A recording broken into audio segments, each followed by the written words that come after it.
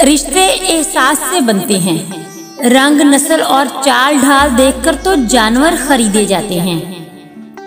जब दीवारों में दरारें पड़ती हैं तो दीवारें टूट जाती हैं, और जब दिल में दरारें पड़ती हैं तो दीवारें बन जाती हैं। चालाकियां और होशियारियां दुनिया में तो चल जाती हैं, आखिरत में नहीं।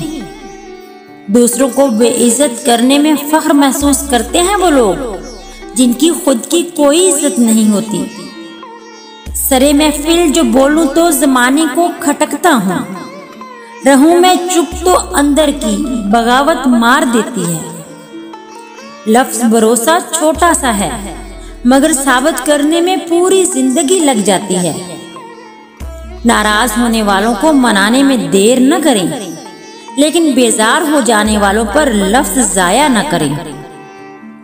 लोग उस कागज को तो संभाल कर रखते हैं जिस पर अल्लाह लिखा हो, लेकिन उस दिल को रोल देते हैं जिसमें अल्लाह बसता हो।